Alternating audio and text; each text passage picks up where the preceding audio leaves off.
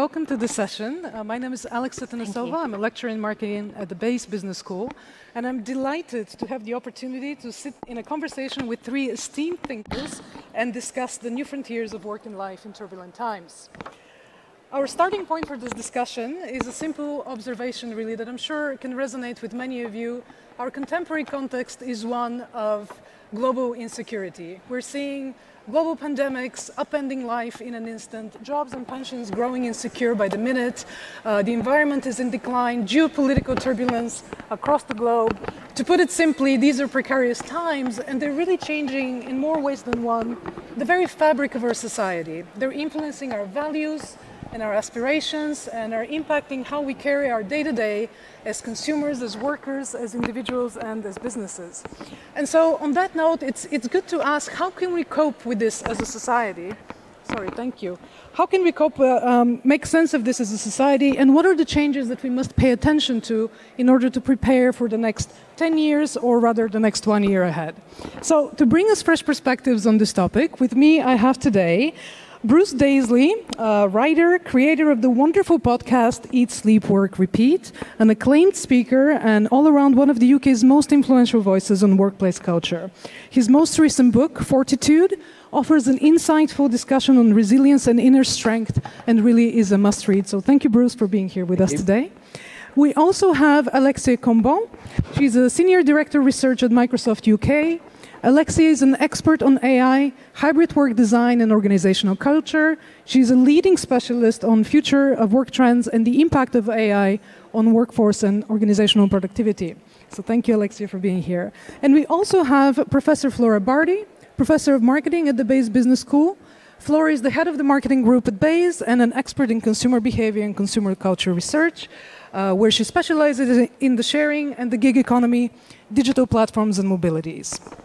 So, dear panelists, to start us off, in your work and your research, what do you see as the most significant developments and shifts that are worth paying attention to in this context? How can we make sense of what is happening in the current moment? And I want to start with Fleura here to take us off. Okay, thank you, Alex. It's great to be here in this environment, different from the usual academic conferences we tend to go to. So I will approach this topic from sort of my main research, which seemed to be at the intersection of kind of emerging consumer lifestyles as a result of precarity, and at the same time also my 5-year ethnography work of co-working spaces both in Paris and in London. So 2 points I want to highlight in terms of sort of these new trends that we are observing in this research. Number one, I would highlight that a noticeable trend these days is how a group of consumers are actually accepting precarity rather than what we would expect traditionally kind of shy away from the ambivalence, insecurities that it brings in. So we've highlighted this, what we call a flexible consumer lifestyles, which is characteristic of pretty much urban, creative knowledge workers, can be startuppers, freelancers, and so on. These are people that have embraced flexible work, but at the same time also seem to embrace voluntarily a constant kind of pursuit of multiple nonlinear transitions. So every step of their life. And precarity for them seems to be a source how they get a perceived sense of empowerment, agency. They seem to feel in control of how they use their time, how they work, and so on. Interesting for us in consumer behavior, this kind of flexible consumer lifestyle also seemed to kind of manifest a shift in how we see consumers now renegotiating what are markers of success in consumption. So shying away from traditional markers like ownership, material possessions, and focusing kind of on challenging experiences and ongoing transitions as point of self-transformation. And of course, with this on the background, we'd also raise the questions. They would demand kind of very flexible and experiential workplaces that will provide for this kind of self-transformation. So what would be the nature of these workplaces? So this leads me to my second question. So through my ethnographic work in co-working spaces, we kind of observe an environment where consumption and work have re-entangled. What I mean with this is that for these firms, consumption is strategically incorporated in how work is carried out.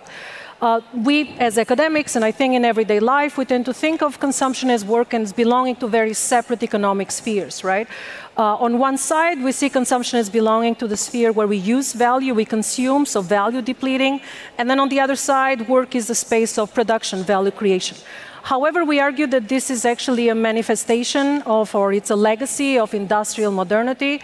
So if you look historically, anthropologists have shown us that in sort of pre-industrial societies, we had work and consumption were entangled together in the same space and temporally. So that means if you imagine the artisan workshop where somebody, produced their labor, produced their things, sold them, but also this is where they lived.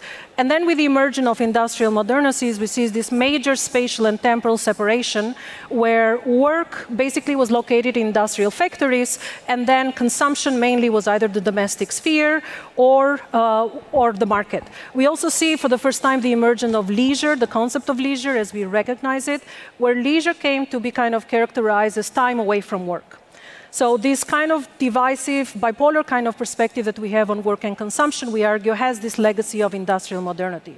Moving forward, post-industrial modernity, we argue that now work and consumption are re-entangled. So if we think about, always there's been consumption activities in the workplace. I don't know, somebody having a sandwich, taking a break, calling your family. And many managers would look at them as being seen as, unproductive or waste, value depleting.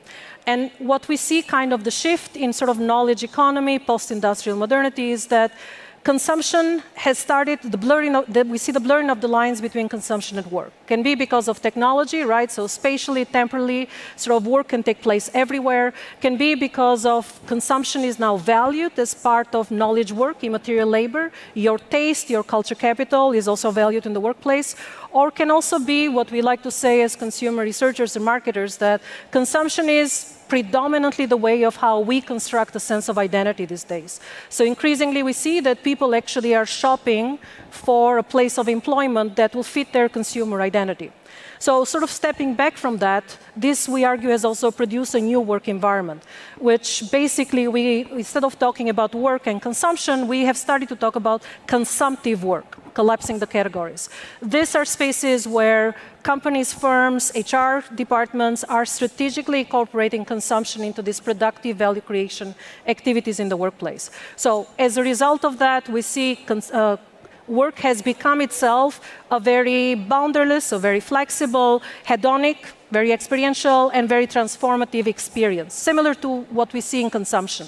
The reverse of that is that also work itself becomes an object of consumption.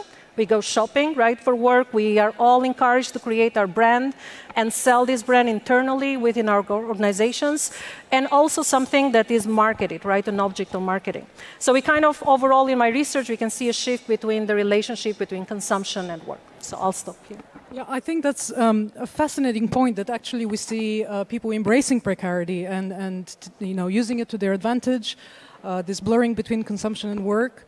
And Bruce, I'm thinking, extending on this point, you've written a lot about meaning and purpose. What are some of the opportunities for individuals and for organizations in this context? Yeah, really fascinating what Fleura said.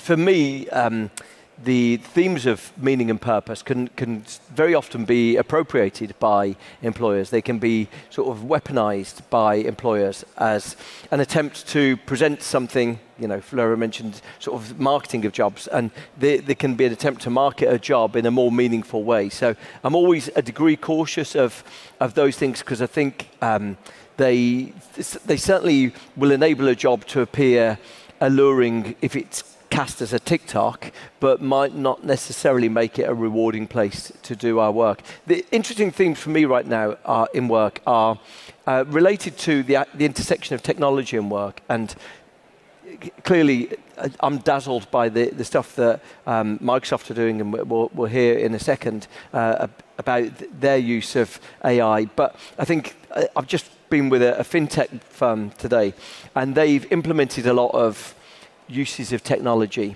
to improve their culture, to improve their feedback. And actually, the challenge they've said is they've reaped no benefit from any of those things. I've chatted to a few people who run wellness apps, and they said the dirty secret of wellness apps inside companies is they're never used. So we've got this strange sort of dichotomy at the moment. There's a lot of technology that's being sold to companies that they're not using, and a lot of dazzling technology that's coming along that maybe we've just got to try and find a way to get people to use. So the really interesting moment we're in is a challenge of how we can increase adoption of technology in work, because it's got the power to be transformative. Right, I think that's a fascinating point, and it made me think about, we are seeing a fair degree of disenchantment and fear of the future, fear of what is coming up. What do you think what are the frontiers ahead of us? What are the opportunities we can embrace as individuals and as part of work collectives in order to navigate and face these fears? How can we turn these challenges into opportunities? I was just chatting to Alexia before, and the challenge for a lot of organisations is beware the busy manager. A lot of managers, when I chat to organisations and I say, are you experimenting with AI, experimenting with some of the tools that are coming along, they either are curious people who are doing it to some extent in their spare time, but most organisations say we're not using it at all, we're not experimenting with it at all. And the challenge, I think, is that if we're going to reap the benefit that these new nascent technologies offer, we need to clear some room to enable experimentation. And most of us have seen work has become more congested, more crammed than ever before. I saw some research last week that said that if you work in a hybrid capacity, you spend 50% of your week in meetings. And I know Alexia and Microsoft have got adjacent data about the amount of time that we spend. But I think, firstly, that's very relatable. Most of us have seen the amount of our digital burden has gone up. And the challenge is that if we're going to get the benefits of the new technology that's coming along, we need to try to push back. We need to do some pruning of our time before we even experiment to see if we get the upside. Yeah, absolutely. Alexia, I was wondering if you want to add to this. What are the biggest shifts that are happening right now? Yeah, sure. So many good points that have already been raised, so I'll try and find a way to... Just the mic is not working. All right, hopefully that works. Yeah. Everyone hear me? Okay. I was just praising my panelists for the good points that were already raised, and I'll try and contribute as best as I can. The research that we're doing at Microsoft, some of what we uncovered was fascinating to me as someone who's very interested in human behavioral patterns. And one of the big findings for us was that the current work environment that we're in is outpacing our ability to keep up. As Bruce said, it is a very congested work environment, but it's also a very high-pace, rapid environment that is constantly accelerating. Now, this conundrum of the environment accelerating quicker than our ability to keep up is a classic anthropological problem. It's not a new problem. It's something that we've had to contend with throughout all of evolution, throughout all of history. And I'll give you an example that has nothing to do with work. One interesting piece of research I came across when I was doing my lit review was that short-sightedness is on a historic rise. And the reason researchers believe that is the cause of this is the fact that we are spending so much of our time looking at screens and so much less of our time being outside. And if we think prehistorically about what we were hardwired to do, it was to be outside and to track the horizon, to track prey, to track predators. And the environment has evolved now to be one of screens. So we're spending all of our time looking at a screen. And as a result, short-sightedness on a rise. Now, whenever we're faced with a problem like this, an anthropological problem like this, we have two courses of action. The first is that we can shape the environment. We could try to ensure that the problems that are manifesting are limited. And I think as a result, we now all know we should limit our screen time, right? That's one way of shaping the environment. The second is boosting human ability to keep up with the environment. So can anyone shout out here a really good way of boosting human ability to see far? Glasses. Absolutely. Glasses and contacts, right? Really simple. Shape the environment, boost the human. And I think we've reached a point in time now, I don't think it, I know it, because the research tells us this, where work is outpacing our ability to keep up. And we saw in the data that 64% of employees told us they don't have enough time and energy to do the work that they need to get through in the day. And that is not a small number, 64% of employees. And we root cause this, and we look to try to understand, well, what is it that this population of people is experiencing that clearly shows big problems endemic in the work environment? And they're problems that we all encounter every single day, that we all know really well. Things like meetings overload. Employees who suffered from that time and energy deficiency were twice as likely to say they had too many meetings. Searching for information. The amount of time we spend trawling to find something, because again, the environment has evolved to be one of high information overload, is absolutely mind-blowing. And then lack of focus time, which is what I call the blank page syndrome, which is when we finally do get 2, 3, 4, 5 minutes to sit down and draft an email or to write a document, we're paralyzed because we're not used to pausing, and we're not used to suddenly having to generate something. Now, again, thinking about the two mandates, right? Shape the environment and boost human capability. It is all of our responsibility to shape the environment that we're in. As employees, as managers, as leaders, it is our responsibility to say, look, I've had too many meetings today, I'm not doing this one. Or I think as a team, our culture of meetings is really unhealthy. We need to change that.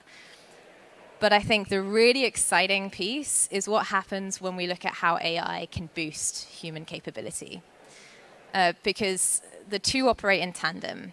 We need to shape the work environment, but the work environment is going to evolve irregardless. So how can AI step in and start to help boost our ability to keep up with this work environment, to keep pace, and to aim for some of those really important outcomes that we know drive business goals, like engagement, like work satisfaction, like fulfillment. So that's some of what I'm really interested in, is that relationship. Yeah, I think that's fascinating. And at Microsoft, you're spearheading conversations about AI and what does it mean about society and the nature of work. Again, we've heard a lot about this today. There's a lot of uneasiness about AI and is it going to really take all of our jobs? Your two-sentence answer to this, I mean, you did mention productivity, but what is kind of the long game, really, that we should be excited about rather than fearing, I guess? Yeah, I mean, I think it's really important to acknowledge that there is fear of job loss. We saw that in the data. We saw half of employees said they were really worried about whether or not AI was coming for their jobs. But we also saw, kind of to our surprise, 70% of employees saying they were really optimistic about the fact that AI could step in to help with their workloads. And everything, or most of what's being reported in the media right now, is the negative aspect. And if history shows us anything, it's that, if any of you were in one of the keynotes earlier today, I think that was mentioned, that technology often creates far more jobs than it takes away. What AI is going to do for us, the ability it's going to give for us is going to open up a lot of new functions, a lot of new jobs, a lot of new industries. So while I think it's very important to acknowledge the fear, I also think it's important to ground ourselves in historical context. I think there are certain issues that require research, that need a lot of resourcing, a lot of investment. I think skilling is something that is at the forefront of every manager and leader's mind, and it should be. And not just, by the way, what skills will we need, but what skills do we want to protect? What skills don't we want to expire? If penmanship was the most important skill you could have back in the day when we were writing letters to communicate to each other, that's not really the case anymore, isn't it? None of us really care about what our penmanship is like. And that's okay. It's okay for that skill to expire. But what are some of those other skills that might, go extinct? And is it okay for them to go extinct? I think that's the sort of awareness we need to be cultivating constantly. Okay, thank you. Now, keeping our gaze focused on the future, I wanted to have a few, concluding thoughts thinking about what is ahead. So, Fleura, what are the key things we should be aware of when it comes to consumer lifestyles, consumer behavior, and work, and the intersection of these? So from my research, I guess I would like to highlight, maybe it's an old idea, but for me, we need to move away from thinking about silos and subject disciplines and areas. So in my research, we see clearly that at least the flexible consumers we studied, they think very fluidly in terms of life and work. The two are integrated, and also we find clearly that what they value is this nature of consumptive work.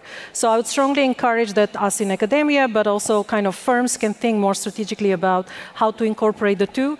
And I don't just mean in the sense that how to bring consumption as a way to kind of, as Bruce was saying, to market jobs, right? So to re-enchant kind of the old office jobs, but also strategically kind of trying to be more productive through the incorporation of consumption. So not being fearful because your employees are away and kind of, engaging in some leisure consumption, but if this is kind of incorporated as well into productivity or wellness, doing yoga in the morning or meditation as a way, again, connected to productivity. So these are all kind of interlinked and incorporated, and it's time that we also kind of acknowledge them. So for me, it's kind of an old idea, but thinking more fluidly about our world and also about these ideas, it's important. Yeah, I think we were chatting with Bruce about people being laid off because they refuse to go back to the office. So thinking back to the idea of re-enchanting work and marketing these traditional ways of work, I think probably there is more work to be done to make those appealing. Bruce, turning to you, what is important thinking ahead? What are the key things we should be? Yeah, I think several things can be true at the same time. So for a lot of people, they've witnessed work has become more transactional. And actually, for a number of people, that's not necessarily a bad thing. There's already a prediction that the amount of people who will work freelance or will be self-employed will go up to around 40% of the workforce. So we are predicting an increase, whether it's the gig economy or a more skilled version of that. We are predicting that work will become more transactional. The most critical thing, though, is that normally for most organizations, they don't want to have a fully transactional relationship with their employees. And I think it's a really critical consideration of how you build team cohesiveness, how you effectively try and harness the power of organizations while you've got that transactional trend. And the one thing that hybrid working has enabled is it's enabled us to work in a completely transformed and more flexible way. One of the consequences of that I mentioned is that people who are working hybrid are spending 50% of their week in meetings. Also, they're witnessing to some extent work has gone from a relationship that used to be like school in their lives to like college. A school where it's tightly cohesive, governed by bells, and you've got to be in a certain place at a certain time. It's about presenteeism. That's the school relationship. But that did produce a tightly cohesive bond. You often know the names of the people you were at school with for the rest of your life. There's a tightly cohesive relationship. We have moved to something where work has got a relationship in our lives more like college. It's slightly more affiliated. You don't necessarily spend the time at weekends with the people you spend time working with. So all of that is not necessarily worse, but it's different. But what it means is that if you are trying to build a breakthrough culture, if you are trying to differentiate what your organization is able to achieve in terms of unlocking discretionary effort from people, you need to do it in a different way. So, like I say, I just came back from a fintech firm. Now, they pride themselves on having a great culture, but the way that they've tried to activate that culture has had to evolve. And I think that's the critical thing. Great cultures, we know, can be the foundation for outstanding product innovation, for creativity, for remarkable market performances. But building that culture is more different than ever before. And I think that's the challenge of the moment, really. Thank you. And Alexia, I wanted to ask, in terms of, there is a lot of discourse about who is going to be ahead and who is going to be left behind in this turbulent context and with what is to come. What are your kind of final thoughts about what's ahead of us and what should we be thinking about? Yeah, I think AI is going to raise some fundamental questions about the way we do work, just like the pandemic and moving to remote work raised some fundamental questions about how and why we do work. I think if we look at taking meetings again, if I can access a perfect recap to a meeting and it can pull out every single piece of information that I need to know without me being in the meeting, what is the point of me joining the meeting? I'm not saying meetings are pointless by any means. I'm saying that then becomes a question. in a very healthy way, we have to find the right answer to that question. We actually asked that question in our research, and the number one response that came back to us was the most worthwhile reason to join a meeting is to get information I need. And that to me is a total perverse use of meetings. Like, that's what email is for. That is what self-service information systems are for. If we're using meetings as a way to exchange information rather than to apply information, which is really where business value comes from, then it's a waste of time and energy, to that time and energy deficiency. So I think all of these questions are going to start coming up. I think it's just like with the remote work revolution, it's far overdue that we started addressing some of these things.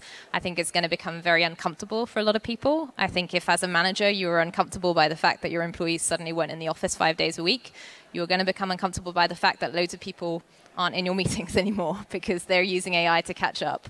And that, I think, from discomfort comes growth. So I think exactly to Bruce's point, two things can be true at the same time. But I think doing the research and sticking to the data is obviously my priority. Great, thank you. Thank you all very much for being here. And please join me in thanking our panelists. Thank you. Thank you.